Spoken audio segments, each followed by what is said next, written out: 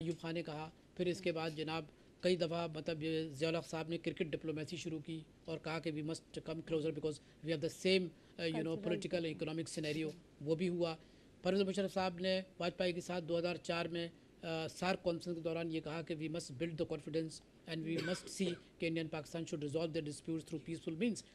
All the governments of Pakistan actually and plus also India میں نہرو نے بھی یہ بات کہی تھی، تو all the government actually have been telling to the government of Pakistan, to the government of India that we must come close and we must indulge into no war pact. ہمیں جنگ نہ کرنے کا معاہدہ کرنا چاہیے۔ تو کیا کانڈولیزا رائس کو نہیں معلوم کہ Pakistan has been pursuing the policy of peace and accommodation؟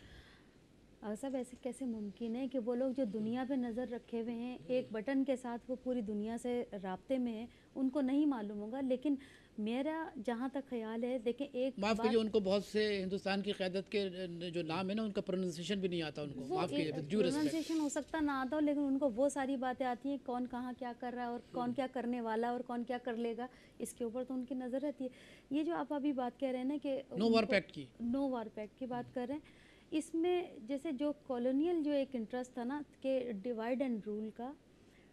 بہت سے لوگوں کی سائیکی ابھی بھی وہی ہے، اسی کالونیل پارٹ یا کالونیل یعنی اسٹیبلشمنٹ کی کہ عوام کی؟ نہیں، عوام تو اب چاہتے ہیں کہ لڑنا لڑانا یا ایک دوسرے کے ساتھ یہ اتنی کنفرنٹیشن نہیں چاہتے۔ اگر یہ دیکھتے ہیں کہ عوام نہیں چاہ رہے ہوتے تو یہ جو آپ کی سمجھوتا ایکسپریس چلی تھی، لوگوں کا ایک والہانہ اس کے اوپر ایک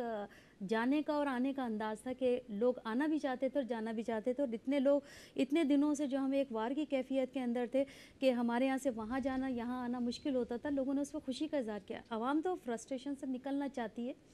لیکن یقیناً کہیں نہ کہیں اوپر میں یہ سمجھتی ہوں کہ لوگوں میں ابھی بھی اپنے لوگوں سے ملنے اور ایک دوسرے کے ساتھ، ہم کب تک کسی کے ساتھ لڑ کر گزارا کریں گے، کیونکہ لڑنے میں نہیں تو نو وار پیکٹ دیکھیے، یہ تو آپ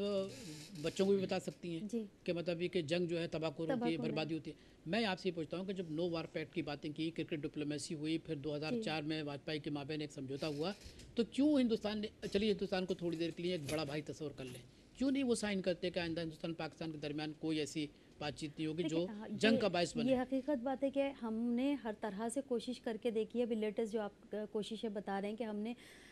اس 2004 تک بھی کی ہیں، اور اس کے بعد ابھی بھی ہم 5ویں کانفرنس جو کرنے کے لیے جا رہے ہیں، ففتھ کمپوزٹ ڈائلاگ جو ڈائلاگ ہے یہ، لیکن وہاں سے اگر کوئی جواب نہیں آتا تو